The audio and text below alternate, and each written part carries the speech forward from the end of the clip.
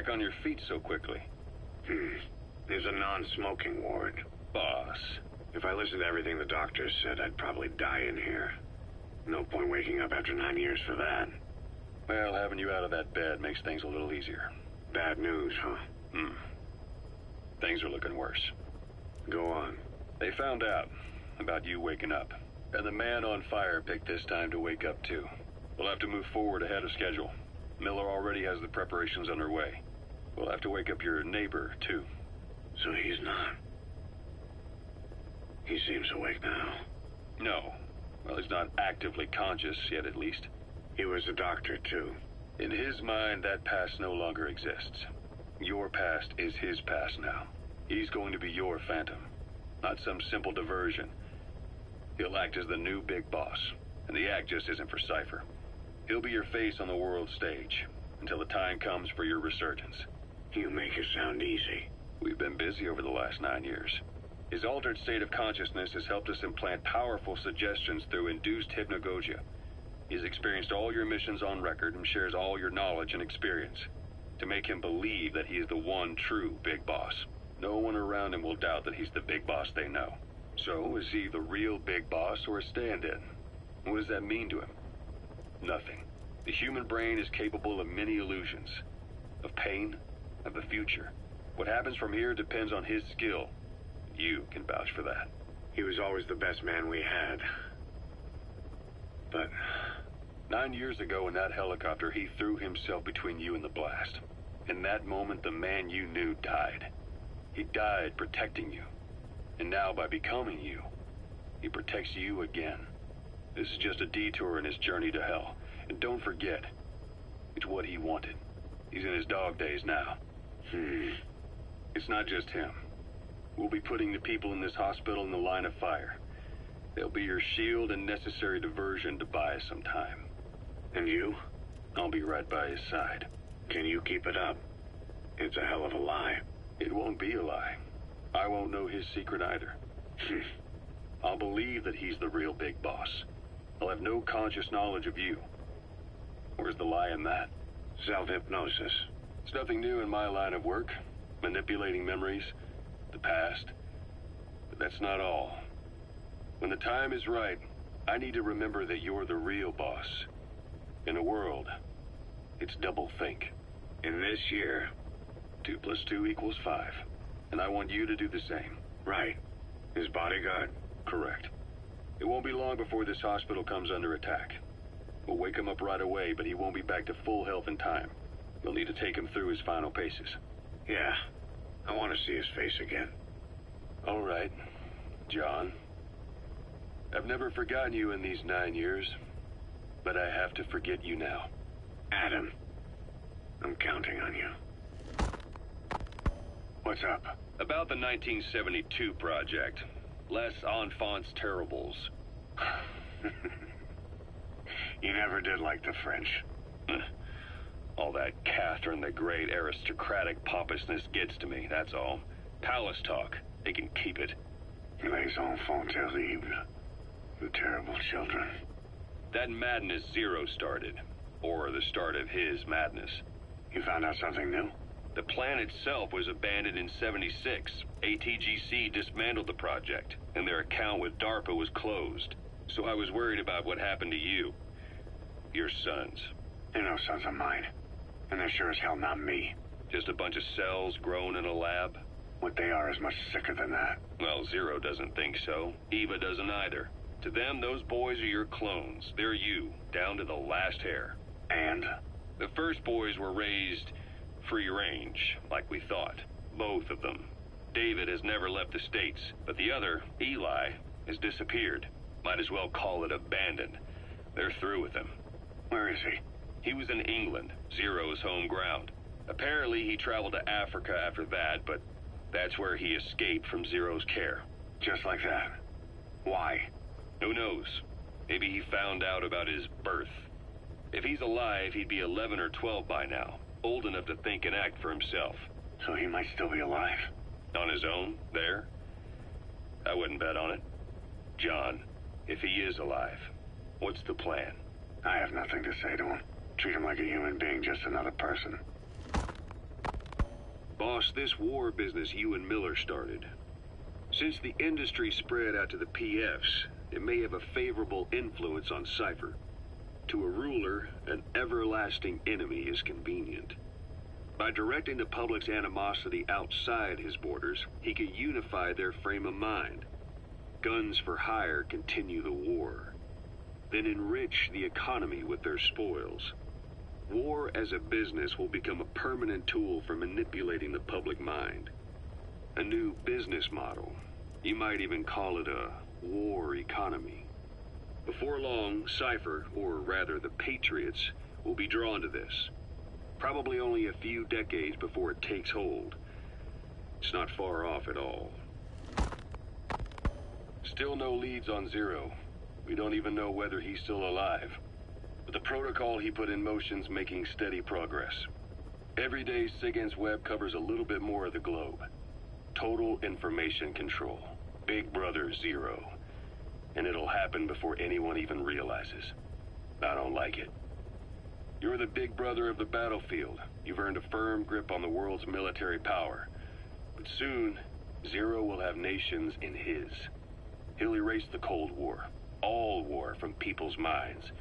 And with it, the world's borders. Zero's will, his influence, will be unleashed, with nothing to stem the tide. When that happens, opposition will no longer match the lines on the map. And boss, with no borders left, what difference can we make? War will have lost any true meaning to the world. Just one more gear keeping the wheels of economy turning. Another product bearing down the capitalist conveyor belt. The future your friend Miller wanted. That's all there is in store. Perhaps it's already too late. But human will should only be handed down and nurtured by human hands. It can't be entrusted to the system. Especially not that soulless phantom that Zero's left in his wake. No matter what happens, we'll have to fight someday to reclaim our truth. Until next time, Big Boss. Someone has successfully struck at Zero. Since Zero's using a private network, we get information, but we have no way to trace his location. That means the details are still fuzzy at this point, but apparently some new bioweapon was used. As soon as he noticed the dip in his vital signs, he had his stomach pumped and even underwent blood dialysis. But he didn't fully recover. Ironically, if Zero kept more company, he'd have been safe. Since the incident, his speech and actions have been getting more unhinged by the day. He's probably been rushed to another safe house for intensive care. But the location is a complete mystery. That's the way he operates. He went to incredible lengths to make sure his great escape went unnoticed. So far, I know at least Langley and the Pentagon were involved. He had a blackout triggered in New York to disrupt the transportation and information grids, and at least 2 submarines were sighted off the coast. The personnel involved were working off a cover story. Naturally, the White House was fed the same thing. The project is buried under a pile of dummy ops and backup plans stretching across multiple organizations. It's safe to say not one of the people involved knew what they were moving or to where. All top secret, no trail, no leads. He's living up to his name as usual. Only this time, even I can't find him. Now, the only record of his location lies within the Cypher AI that was at the heart of the escape plan. And that's closed off, with its data sealed away in a secret location. Skullface was able to put together this assassination attempt, but even he can't possibly know where Zero is now. I'll keep searching, but when you're up against he who controls information, it's gonna be a long battle. Boss, it was Anderson after all. That's right, the man who went by SIGINT during Operation Snake Eater. Following Zero's disappearance, he's taken over command of Cypher.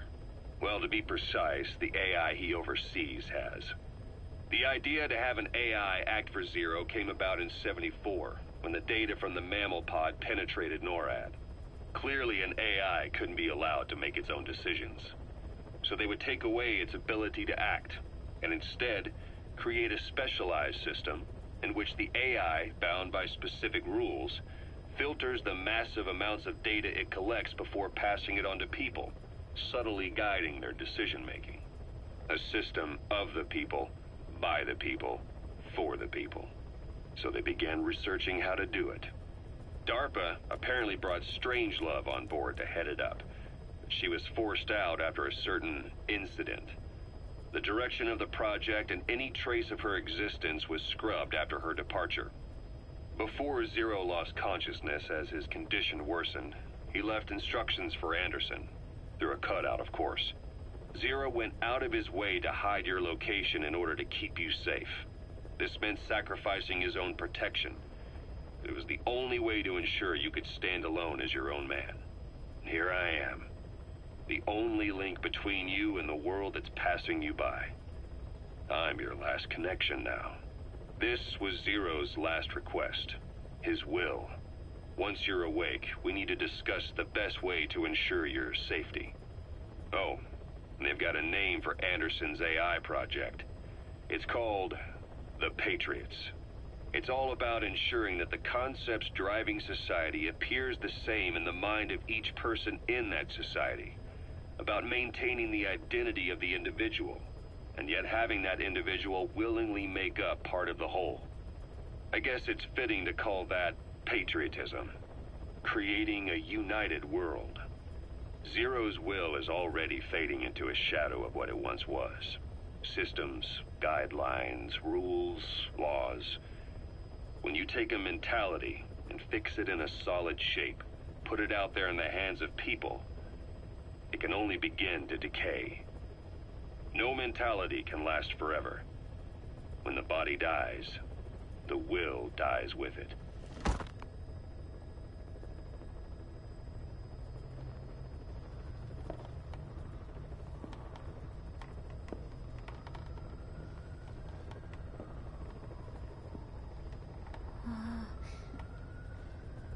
Huh?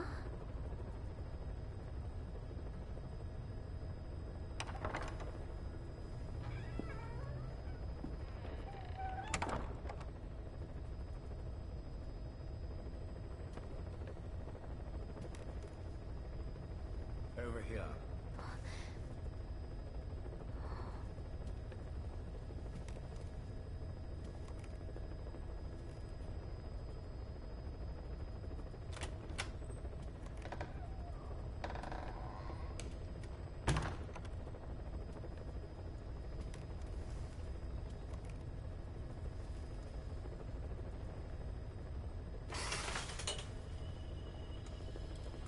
Hello? Not there. Here. Huh?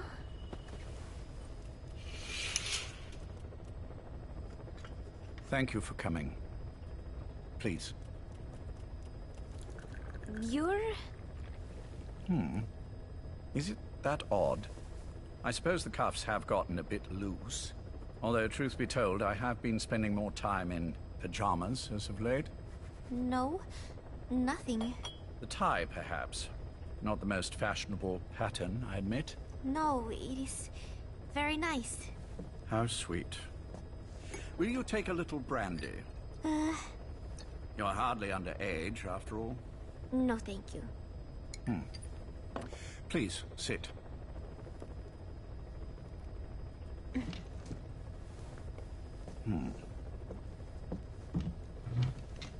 Pacifica Ocean.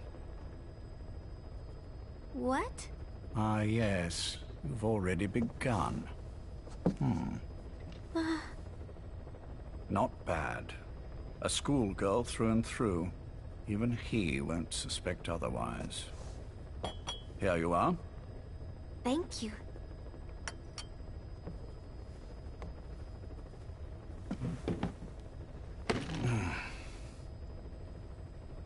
I heard you were sick? Poppycock. I just like to take a little time off work. You? You must feel that way sometimes. Well... Anyway, I could hardly greet my first guest from that damned bed. I, missed my chance to catch you snoring. Now I'm twice as glad I got ready in time. Drink, before it gets cold. English breakfast tea. All I have, I'm afraid.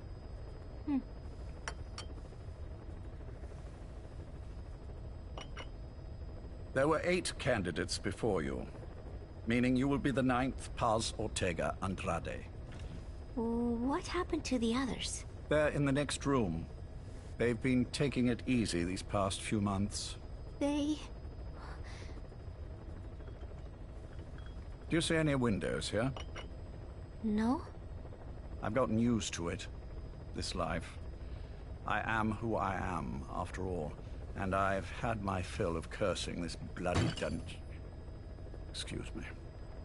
But I can't help sometimes wishing I could see the stars. What should I do? Well, you could go outside, go up to the roof, wait for the clouds to pass. You would have a view of Manhattan, and a pretty one too. But once the wind blows, and the clouds pass, you can look up and see a sky full of stars, even here. You've had a hard time getting to where you are. Yes. Sewer rats lead better lives. I know. Extreme training, starvation, days spent without sleep. Abandoned, hurt, and all but killed in every way imaginable. Some of your compatriots died. Others betrayed you, left you for dead. And you did the same to them. But through it all, you survived. And you alone made it here. Just look at you. I can see everything you've been through. Yes. Consider this mission a reward for the mountain you've climbed. Thank you. Yes, well, you know what's next. Yes. And you are prepared? Yes. I believe you. That ever so slight tan. Not the type you'd get on the West Coast. If I didn't know better, I'd say you really did grow up around the equator. But it runs deeper than that. One look at you, and I see a wide-eyed student yearning for peace. Born and raised in Central America. I can see it all. How much preparation have you done? A little. You'll be perfect for this, to strike back at Snake. I'll share everything I know about him. But you mustn't forget who you're dealing with. If he were to get the better of you, well, I deeply regret having put you in that position. But beyond that, I'm putting my life in your hands. You can trust me, Cypher. None of my friends call me that. Tea's gone cold. Shall I make some more? I know we are the only ones here. There's no one in the other room. And how do you know that? You said I was your first guest. Oh, I haven't had this much fun in quite a while. All right, then. Cypher's been in hiding ever since his grand experiment. No one's seen him in years. All we hear are orders delivered by proxy. Except you. You met with him, face to face, in order to contact Big Boss. Tell me where he is. Where is Cypher? Where is Zero? I've never known choice. Where I was born, the language I speak, I've never had the freedom to choose for myself. But you, right now, are free. Do as you will. This will save Big Boss. It may. Will you really kill Zero for me? Not for you.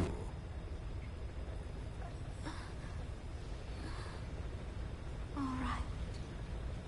Zero is Hell's Kitchen, 10th Avenue. He is undergoing treatment there. Not exactly Hyde Park. His medical needs keep him from moving around.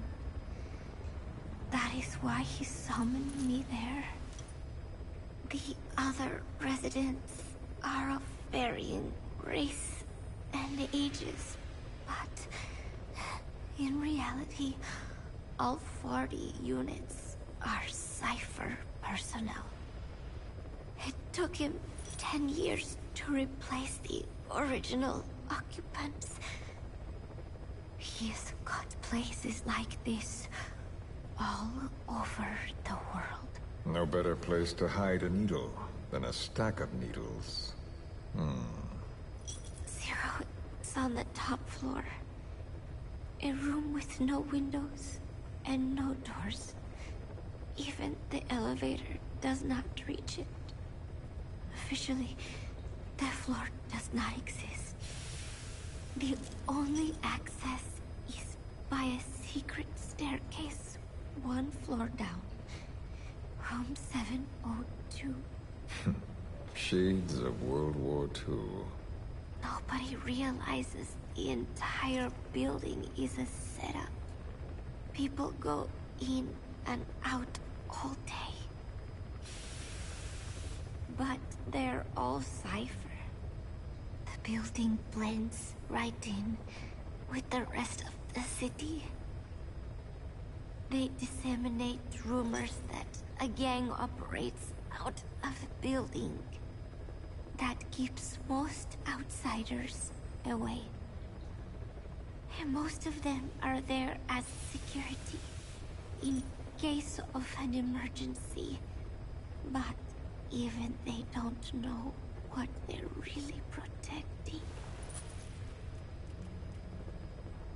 Foot traffic, goods coming in and out, phone lines, water and sewage.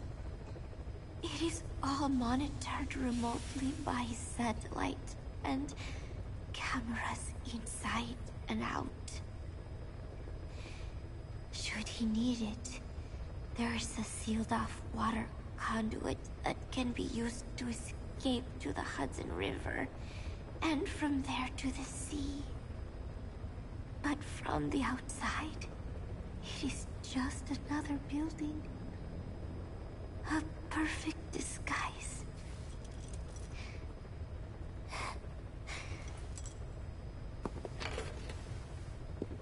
So the Major believes zero suspicion equals total security. Very bold. It's just the kind of ruse I'd expect from him. So long as no one's suspicions are aroused, you could hide there forever. On the other hand, if someone figures it out, there are dozens of ways in. And he's so paranoid about information slipping out, no one involved has the full picture. That ignorance is a weakness, the downfall of a need-to-know system. The pitfalls are clear. Circumventing them will be simplicity itself.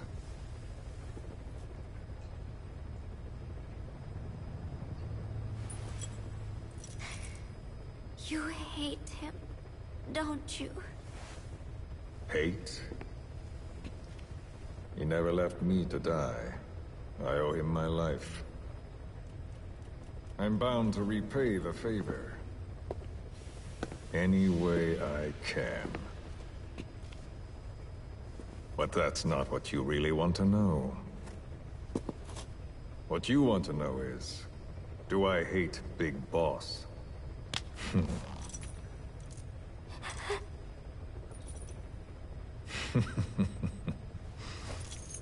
I don't hate the man. I do deserve a little more of his gratitude. But he probably has no idea who I am. So you see, I have no reason to hate him at all.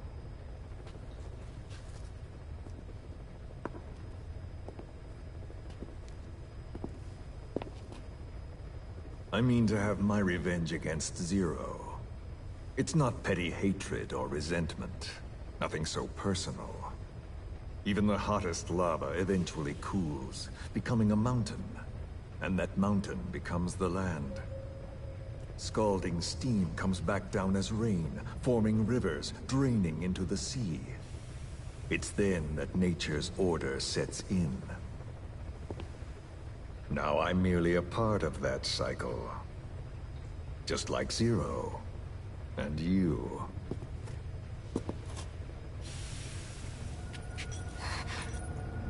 And Big Boss. Don't do it!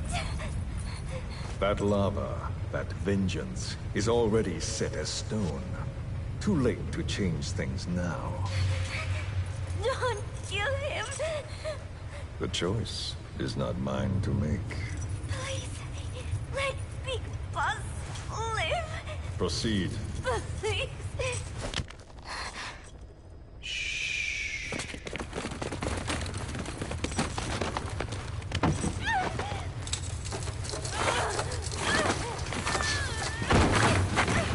Give her the shot already! Hold her still! It's me. Ocelot. It's been quite a while. Yeah, I'll say. Took a lot longer for you to surface than I expected, Major. I wasn't planning on coming back at all, but I had no choice. Well, after the Caribbean. My hunch was proven right. You wouldn't believe who was behind it. Oh, I have an idea. How did you respond? Immediate disinformation campaign. Most bought into the story, but not everyone. It was quite an incident, after all. I couldn't cover everything, but I did hide the fact that Snake survived. And that should buy us some time. Where is he? En route to an old foxhole of mine. A base in the British sovereign area of Cyprus. The military hospital at Dikelia? Ava's leading the operation. Ava? Following your orders? Funny, isn't it? That we should all reunite like this. This is an emergency. Otherwise, I sure as hell would... Yes, I don't expect you to bury the hatchet between us. Something simply won't ever happen. Even I can appreciate that. You too can only bear to speak with me from time to time. That's fine. But I don't want Snake to die. Surely we can come together on that. There are so few men I can turn to. And you're number one, Ocelot. Keep him hidden. Keep him safe. But I'll stay where I am. And leave the rest to you. That's how he'd want it too. Isn't it better for you to be there to supervise? Where I am, where he goes, it makes no difference. All that matters is getting him the very best treatment and security. The latter being where you come in. Will he wake up? And if so, when? I have absolutely no idea. But as long as his heart is beating, he will keep fighting. So please, watch over him. This location, it's safe? No one will find him. And if they try, I will deal with them. The information must be suppressed. Which is what you do best. Guess you're still at the top of your game, huh? Anything but. I'm sick, Ocelot. Donald's taken over a great deal. He'll be handling this situation from here on as well. Though I wish it weren't so. This will probably be the last time you and I speak. So, you won't say no, will you? I have no choice. Thank you. Save your thanks. One more thing. A proposition. Yes. I've prepared a ruse of sorts. One I imagine you'll quite like. What is it? You could say I've made another Snake. Major? I'm not talking about the children. A mental copy. His phantom, if you like. I don't understand. You will when you get to Cyprus. I've set the ball in motion, but the rest is in your hands. You're good at this kind of thing. The best. I need you on this.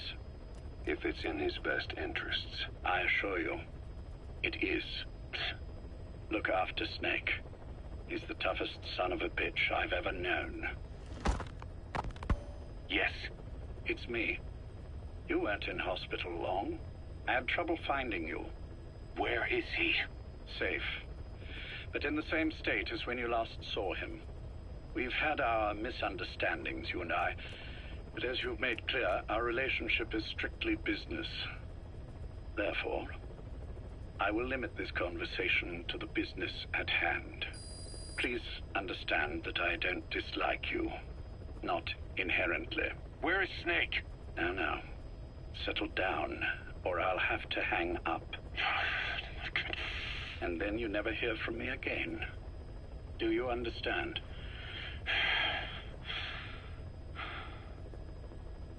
First, about your boss.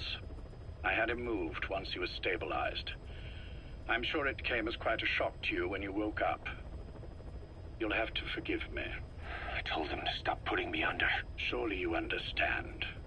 Specialized medical treatment in places like that can be positively nightmarish. We couldn't have left him there forever. And to be honest, I wasn't entirely comfortable leaving matters in your hands. Don't take it the wrong way. Anyone looking for him would be looking for you. He needed to be as far from you as possible. In fact, I'm still not sharing his location, even now. Problems could arise. So, instead, I'm giving you a point of contact. An introduction to a network of messengers who will lead you to a man. A friend to your boss. I'm sure he's mentioned him before. He knows Snake's location. More than any man alive, I trust him with this sort of thing.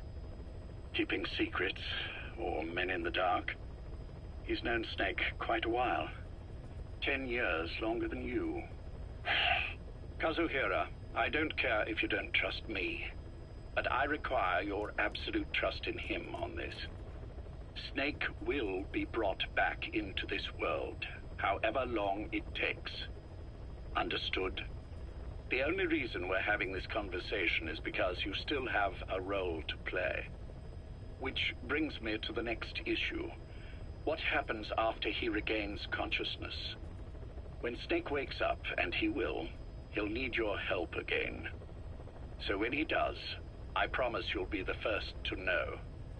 The code phrase will be, V has come to. I'll then mobilize all the necessary parties. Think of it as an overture to a prologue. Until then, do what you like. Just be ready when the time comes. But you don't need me to tell you that, do you? I know it's been hard on you too. But I can't imagine you're willing to just walk away. What are you talking about? If what you're saying is true, then this is like wrapping a rope around your own neck and throwing it over a branch. What's your play in all this? This is for Snake.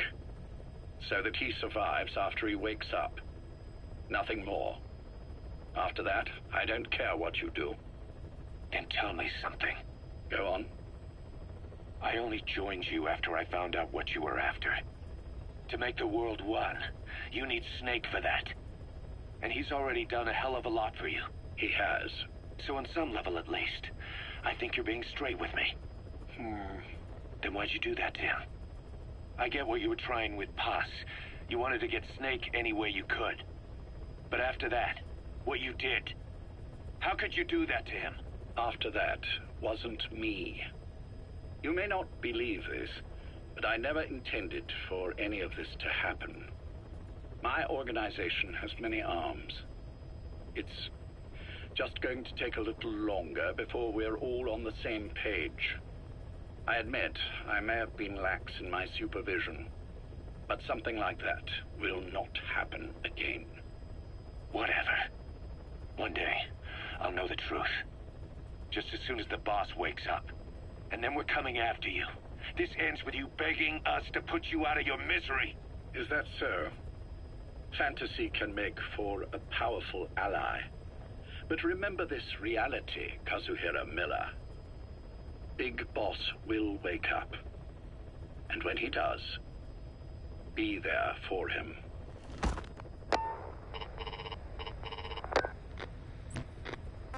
Major, I wondered whether you'd really call. Exer, I presume this was your doing? Do you like my gift? I've been searching a long time for this. It is what you were looking for, yes. The winged dagger of a comrade lost to the sands of Egypt. He served under the boss back in Rayforce. I delivered this pin to her after his death. We were both so very young.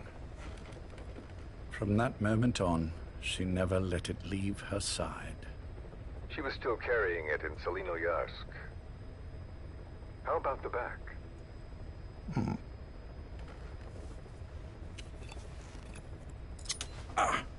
Something wrong, Major? Nothing, just pricked my finger. The back. The scar is there, just as I remember it.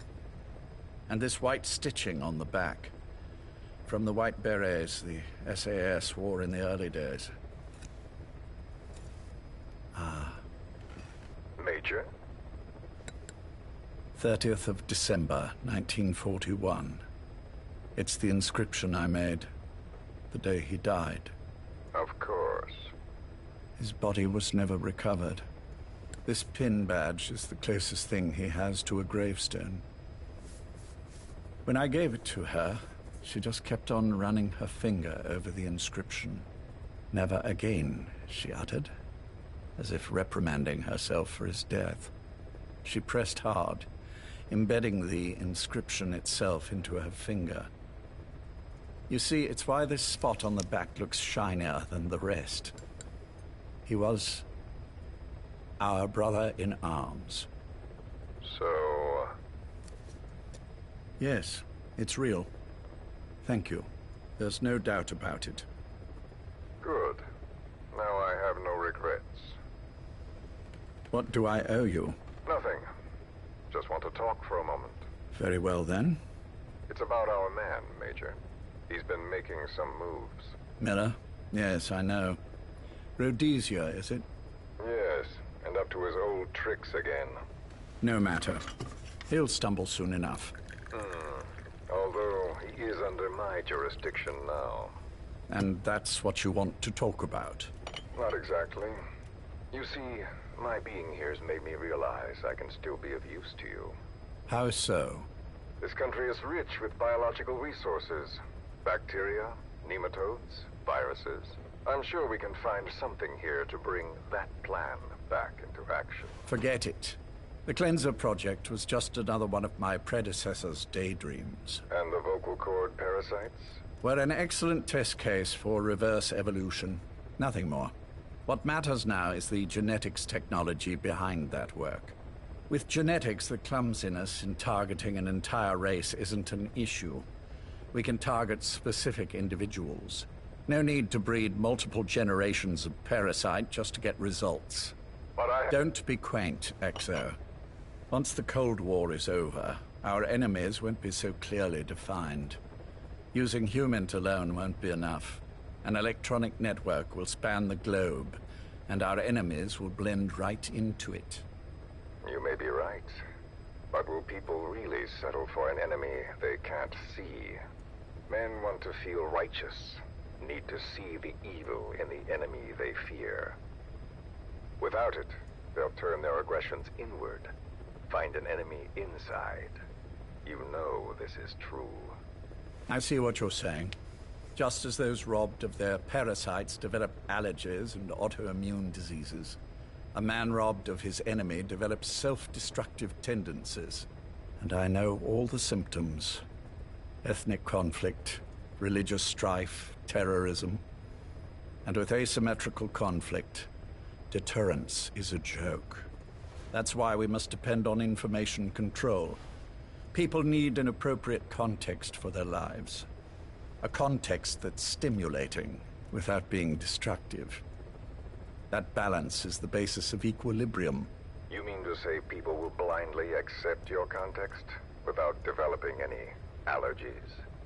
If we're to unite the world, literacy must be suppressed. To suppress the information immune system, to borrow your metaphor. Immunity to information. But to ensure there's no allergic reaction, while the immune system fights off parasites and pathogens. It's done, Exo. This world will become one. I have found the way. The world that the boss envisioned will finally become a reality. Race, tribal affiliations, national borders, even our faces will be irrelevant. The nature of communication itself will change, and it will make mankind whole again. Some things can't be undone. My face was taken from me. There's no taking that back. A face means nothing when one's soul is able to communicate directly with another. I have no intention of hiding behind your technological veil, Major. I wear my broken visage, this skull, in the open, so that I may never forget what I've lost. You. What are you? The chain of retaliation is what will truly bind this world together as one.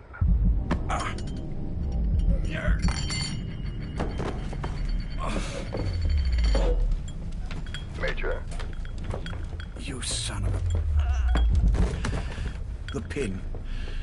You... Yes, the pin.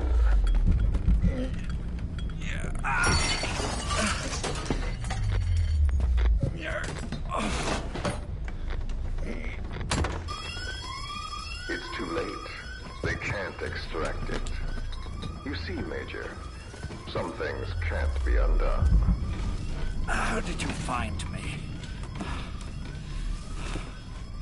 The girl. You made her talk. I'm sorry I couldn't visit or thank you in person, but it has been lovely chatting. And now that I know you're no longer interested in the garden, it's time for you to step aside. You're a busy man, lots to do, so I've left you a little time. Go to hell! How dare you? You planned this all along. Had your own agenda. All these years. Yeah. Now you see, the world can never truly become one. But the boss... You've been wrong.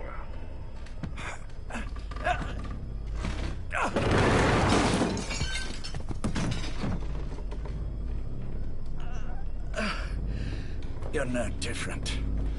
Just like him. None of you understand the world she saw. I would say the same to you, Major.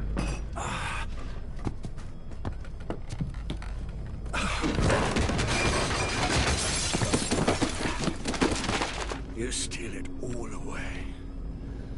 Everything. The boss said the same thing. Only, I understood what she meant. Major, I'll handle the rest. Oh, and one more thing. That pin badge, it was a fake. I held on to the real one. I'll take good care of it. And continue the boss's work.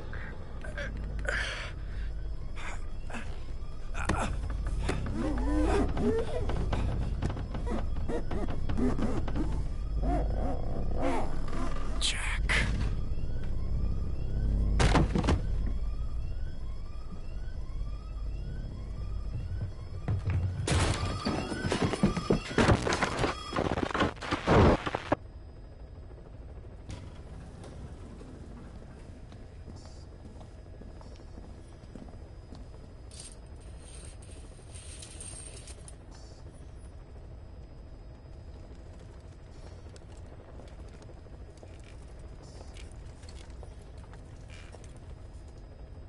Go.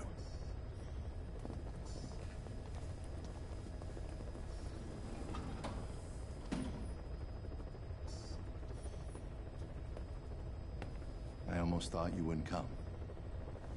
Well, you're supposed to visit hospital before you die. But how did you get here? My friends at the SAS know how to keep a secret. The trip to the airport was a little dramatic, but the rest was easy. Still, I've had smoother rides. Oh, look. Escorted myself with my tea. I won't be staying long. I understand.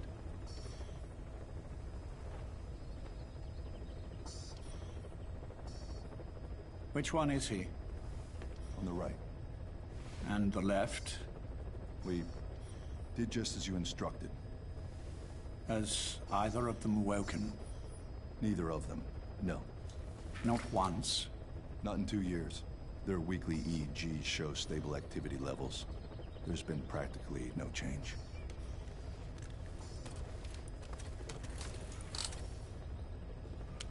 Jack? Jack? It's me. You look fit to run a country mile.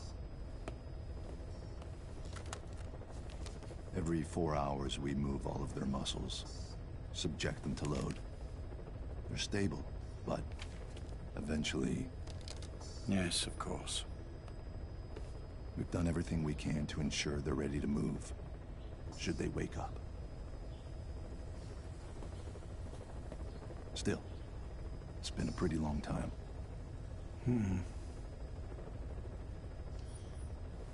How long will they be here? Indefinitely. It's too dangerous to move them. And so far, no one knows they're here. I see. I am most grateful to you. And I need you to keep it up. We'll do everything we can. Can you give us a moment? Of course.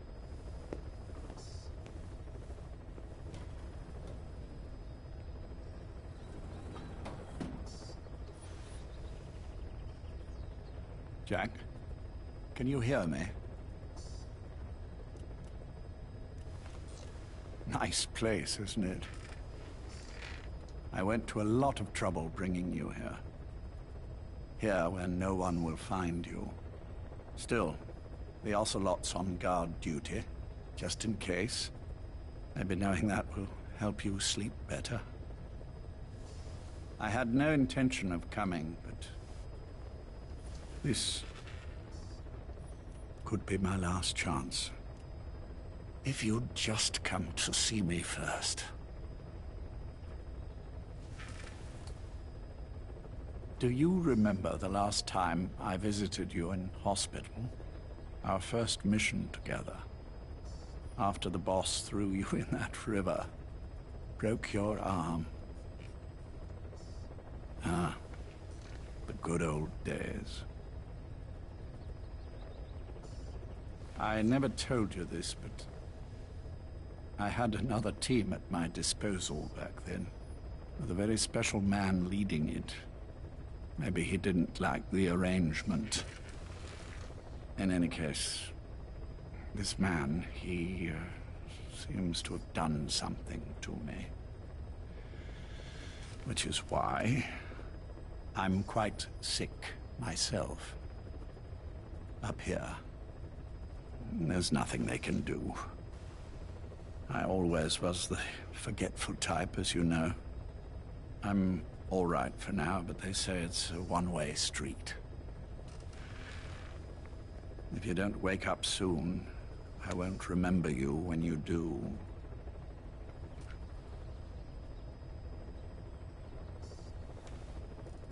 I don't mind about myself, but what he did to you, I can never forgive.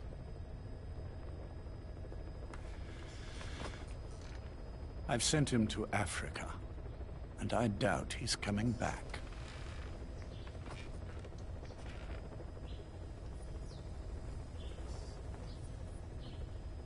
Jack, once your little holiday here is over, well, who knows when that will be?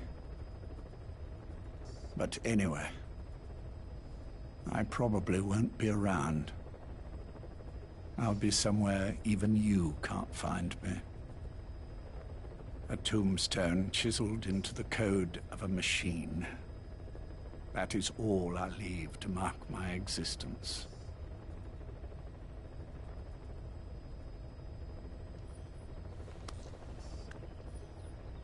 Wake up soon, old friend. Time is running short.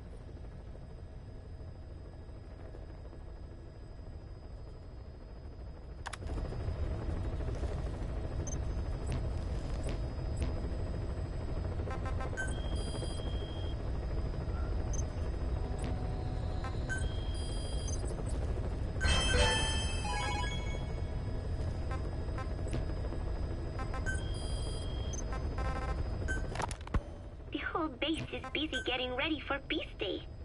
Miller has finished writing his song, so I went with Professor Galvez to listen to it.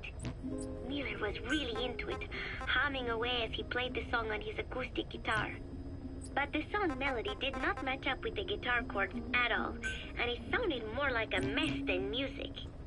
Miller's very enthusiastic, but I think he's tone deaf. I guess the guitar backing sounded good at least. But as I was wondering how to break it to Miller, Professor Galvez took out an odd instrument. It was just two antennas sticking out of a box, more like a radio than a musical instrument. He said it was invented by the Soviets, but why would Professor Galvez own a Soviet-Russian instrument? I asked him, and he told me music has no borders. Well, I cannot argue with that. Good music is something people of any nation can appreciate. Why not abandon war and just make music together? But anyway, the professor offered to try playing the melody on his instrument in time with Miller's guitar.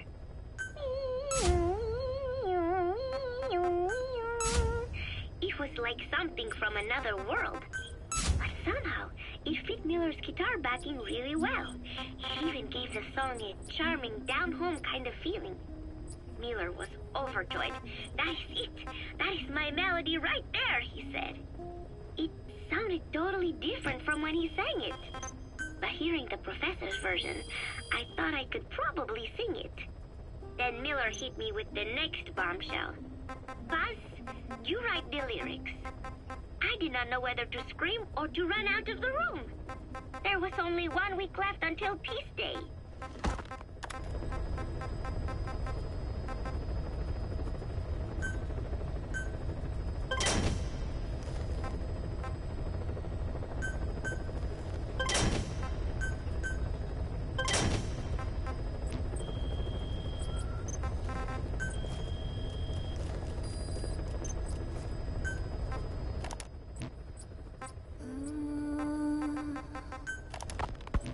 So, as if putting me on stage to sing was not enough, Miller even expected me to write the lyrics. He even said he had thought of the title already. Love Deterrence. As if he had done the hard part. Deterrence, love, deterrence? Deterrence it is when nuclear weapons prevent war, right? I do not see how love fits in. But it was too late to complain, so I just sat and listened to the tape of Miller's backing guitar and the professor's melody over and over again. I guess the melody is more Professor Galvez's creation than Miller's, but on the whole, I think it is actually a good song. First, it goes for your heart with a sorrowful opening, but then you feel revitalized as the song goes on. Miller grew up in post-war Japan. Maybe that is why the song has that kind of balance. Long ago, I heard some Japanese music. called Enka, I think. It sounded this way.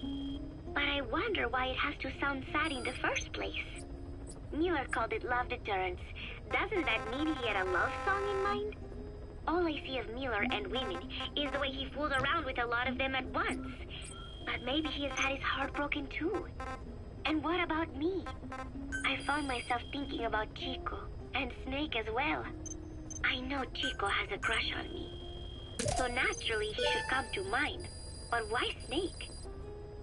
He saved me, and I feel indebted to him.